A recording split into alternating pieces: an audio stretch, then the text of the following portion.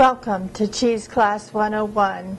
My name is Carol Kaiser and I am a certified fromage expert. I was certified by the French government in the 1960s. What we're going to do today is we're going to learn all about cheese. The first question I generally like to ask everybody is, what color do you think cheese really is? Some people say they think it's orange or white. It's a creamy white. The orange is also okay because that's a cheese that's been colored with the annatto berry.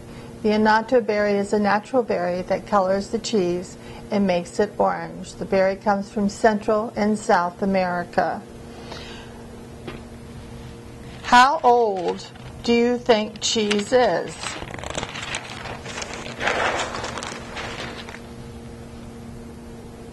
A lot of people seem to think that it's 2,000 years old, 7,000. Some archaeologists go as high as 15,000 years old.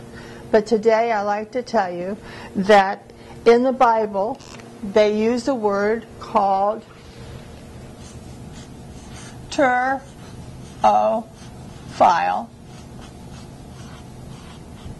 And this was in 3,500 BC. Ter-o-phile in the Bible is the Greek term for lover of cheese.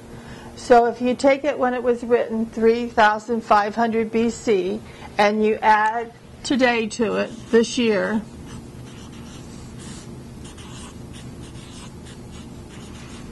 you get approximately 5,500 years old.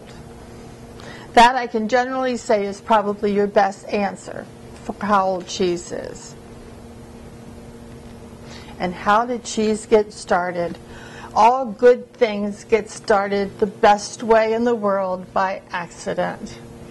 When the first people on earth started to get it into groups and live in certain caves in certain areas of the country, they had to find ways to travel. So of course they would use whatever animal they had and they would travel with that animal. The most common animal was a cow. The cow was used for food, for clothing, for milk, and just about anything else you can think of except for the stomach. The stomach of the cow has 4 chambers. The 4 chambers were ideal for carrying the milk. So they would put the milk in the chamber of the cow's stomach that was dried and put it on the back of the animal they were riding. By the time they got to the other place or other group of people, they found this glob of curds and whey. So they ate the curds, they loved it, and the whey they just basically threw away. So by the time this accident occurred, they were taking it back to their community where they probably, more than likely, we speculated, lived in a cave. And the cave, what is the best thing they have is mold. So they would leave the curds out and the curds would soon turn to blue cheese. That was another delicacy that started early on. They also were very inventful because when they had fires in the cave, they smoked the cheese. So now they have smoked cheese. And then, of course, they were growing gardens and growing herbs and etc. So they would put the herbs in the cheese. So now they had what we call today like Havarti and dill. So they were very eventful. All of this was a great start. Then in 3,500 BC, Aristotle wrote that he developed in Rome the fact that you could combine 2 different milks. He combined sheep and cow's milk and produced a cheese. So now it was beginning to become quite evident that they could travel, and the commerce of cheese began early on in Rome. I'd like to take this time to go back to the cow and the cow's stomach The cow's stomach has a natural ingredient called rennet.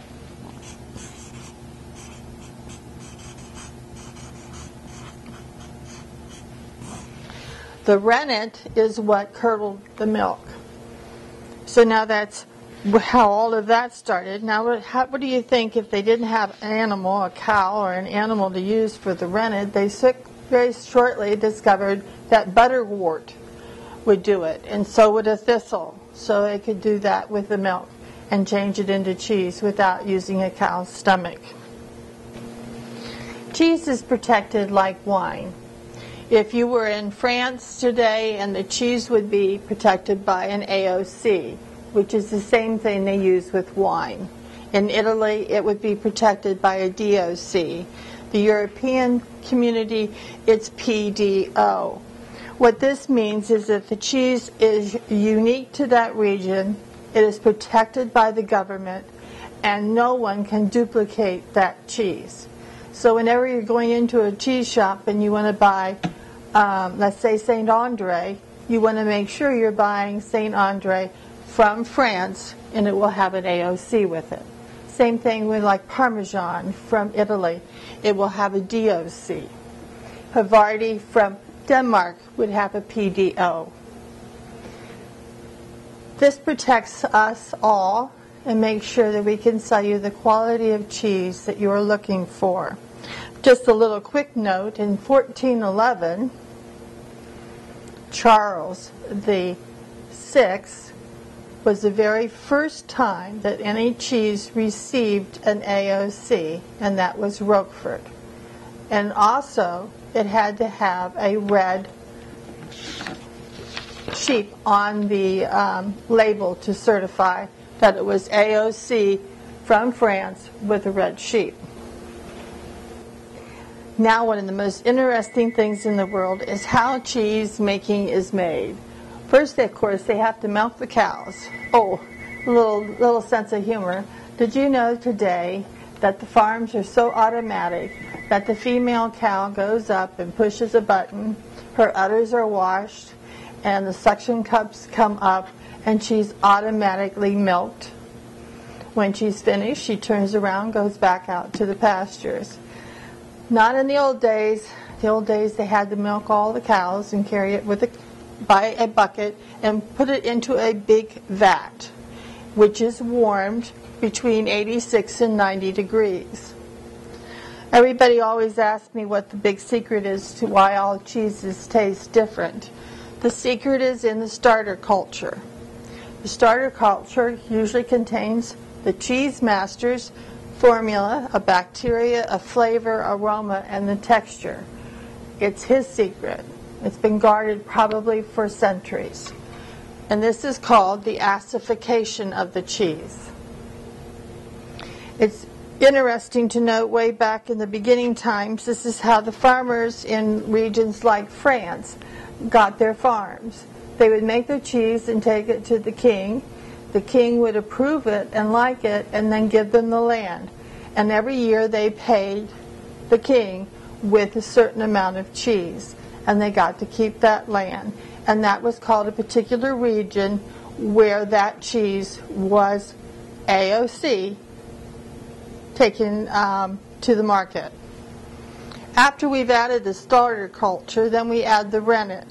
When the rennet is added, it's called coagulation. That's where the cheese begins to solidify. And the solidification turns it into curds and wheys. What they do is they take all of this and put it in a warm table and fill these circles are called formas. And inside each forma is a cheesecloth. So all the curds and whey go in here, and the whey is drained out, and the curds end up inside the cheesecloth. They add just a touch of salting, and then they start the shaping process. They take the cheese curds, the cheese, out of the forma and hang it onto a hook where the whey is drained off. Then they put it in ring molds, and they put a press over the top and press down so they can get as much whey out of the cheese. So once the mold is removed, we have the cheese, and then in some cases, like with Parmesan Reggiano, they actually literally place the wheel of cheese into a table of boiling salt water. The boiling salt water cooks the cheese, and you can see the rind that is cooked is the darker portion. That's cheese. Now the cheese is ready for ripening. And in the ripening process, which is very important, we have what we call an affinage. It's called affinage. Then the affineur, who checks the age of the cheese, is the one that says whether it's ready to go to market or not. Cheese can be aged in many different locations. They can be aged in a cave, a cellar, a basement. They can be aged in an environment control room, as they do with the Parmigiano Reggiano. And like with the Parmigiano Reggiano, besides the rind being cheese, they put minerals in their hands and whack and caress the cheese every day until the affineur comes with a little hammer and taps on it and says it's now ready for market. Other cheeses are wrapped in wax, some are spray mold, and others are just left to ripen in their block form and then wrapped for market.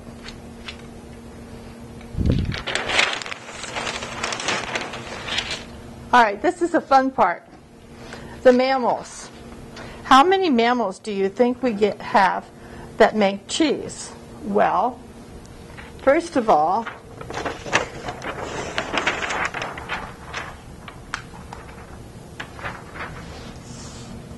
let's list the most popular ones would be cow, sheep, goat. Now this is when we all start guessing. Well, I would definitely say a water buffalo,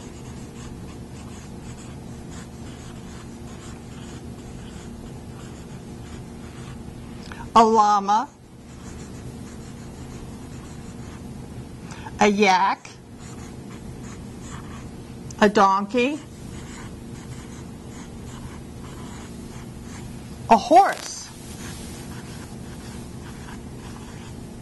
reindeer,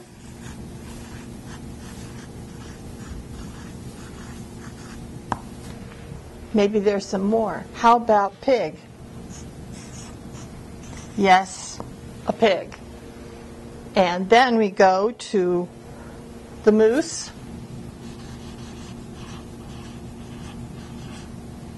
and now that I've mentioned all of the original ones, oops, forgot the camel. 1, 2, 3, 4, 5, 6, 7, 8, 9, 10, 11, 12. We have 12. However, upon recent discovery, I've come up with 4 more. A cat, a dog, a caribou, and I oftentimes hesitate to tell you this one, but yes, this is true. A rat. In fact, the rats even have a rodent foundation. But you know, recently, not too long ago in New York City, a novelty became popular. It was a female.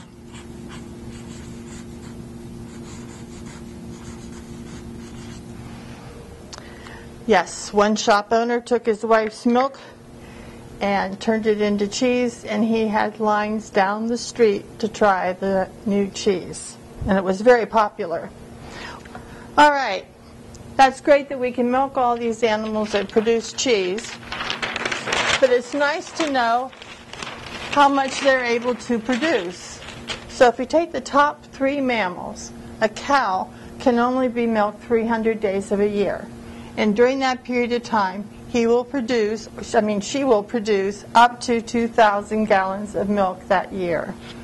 The goat can only be milked 240 days of a year and can produce up to 230 gallons of milk in that year.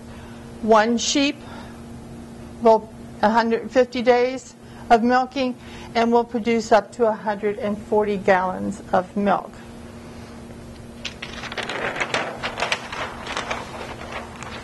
The fun part is looking at the composition of milk, which for the normal 3 most popular ones that you get, look at the percentage of water in the milk.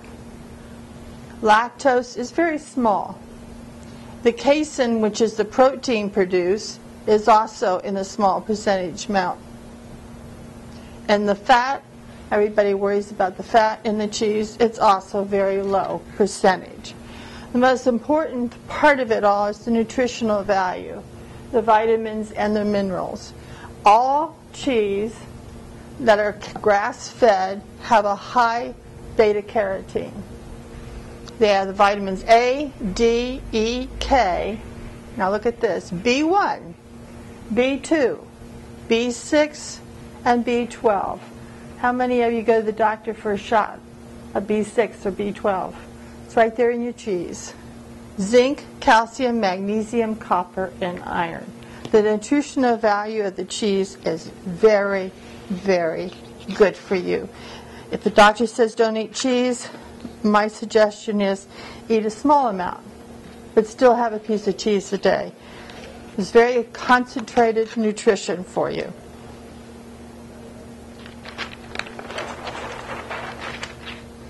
There are basic groups of cheese. We have soft cheese, which would be your Brie and Camembert, and that has 67% over butter fat. Semi-soft, which would be like your Havartis, is 61 to 69%. Semi-hard is 54 to 63. Hard is 49 to 56. Extra hard, somebody said it was 67% over. No way. It's 51%.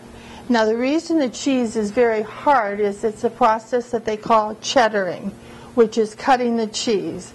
And the more the cheese is cut, the harder the cheese will become and the less butter fat that's in it. That's why people who are lactose intolerant are more likely able to eat the hard, extra hard cheeses. You know, when we go to the grocery store, we have a tendency to just pick up a piece of cheese out of the dairy case without knowing what we're looking for. So in selecting your cheese, you need to be very cautious in choosing your cheese. You need to look at it, look at its appearance, make sure it's clean, and you're not buying cheese that has an expired date on it. These are some of the things that happen in a dairy case. It's one of the reasons we'd like you to come to a cheese shop, because we will serve you a sample, so you have the opportunity to taste most all of the cheeses of your choice before you buy them. In handling of your cheese, it can be wrapped in several different papers. It can be wrapped in a butcher paper. It can be wrapped in a cheese paper. It can be wrapped in saran wrap. It can be wrapped in aluminum foil. Your aluminum foil works best with your blues. Now, if you have your cheese wrapped, whatever it's wrapped in, when you unwrap your cheese, throw your wrap away. The reason for that is that when you open your cheese, that part of your cheese that was on the wrap is left open to the air. And what we have in the air are spores, are mold. And that will go onto your paper. So if you reuse it, your cheese is going to mold. Also, in your refrigerator at home, and in most cheese shops, they should put your blue cheese in a separate bag from your other cheeses. And the main reason I suggest that is that you keep your blue cheese in that bag in your refrigerator. When you take it out of the bag and you're finished and you have more left, you rewrap it and you put it back in the bag, back in your cheese part of your refrigerator. Storage of your cheese. Your cheese should be in a refrigerator that keeps 34 to 38 degrees. A lot of people have this false idea about freezing of cheeses. And I usually say it's a no-no. And I'm going to tell you why. Actually, the reason is if you get cheddar and you find a great buy on cheddar cheese, you need to cut it into 1 pound blocks and then wrap it and freeze it and date it. When you're ready to use it, take it out, put it in your refrigerator for 24 hours, and then be ready to eat it. But be ready for crumbling cheese because it's dry now, so it's going to crumble on you. Doesn't mean it's aged, it's just crumbles. Swiss cheese doing the same thing will be very rubbery. And if you were to do it with brie, just make sure it's very green brie, it's very young, then freeze it and then take it out for and put it in the refrigerator for 24 hours. But I guarantee you better be expected to eat all of it because it ripens very, very quickly. So my suggestion is not to freeze cheese because it does change what it will, texture-wise, will be. The principles of a cheese tasting. I have a couple things to say. One, when you go to a place or a cheese shop and they're having free cheese sampling, take a little piece. You're not going there to have your lunch or your dinner. You're going there to enjoy the opportunity to learn and taste about new and different cheeses. However, if you go to a cheese shop for a cheese tasting and you're being charged, enjoy your cheese. Certainly take more than 1 or 2 pieces. That's fine. They understand that. That's why they're charging you for it. The principles of cheese tasting is to understand first that we have basic flavor profiles. One is on our tongue. It's sweet, sour, bitter, salty, and of course the Japanese decided to come up with a new term, savory. Now, what does the actual smelling and tasting of the cheese comes from the olfactory system, which is your nose, and your nose can detect 10,000 different smells. That's pretty incredible when you think about it. 10,000 different odors. Now, if you're actually going to go do a cheese tasting and you want to do it the correct way, we have to remember the elements. Pay attention to your nose, your mouth, and your tongue, because as we talked about, the nose does your smelling, your mouth and your tongue does your tasting. Look at the cheese, make sure it looks clean in appearance and there isn't any mold on it. Now that you have your own piece of cheese, touch it. Touch and see what it feels like. Smell your cheese and enjoy the texture. The textures will all be different on your cheeses.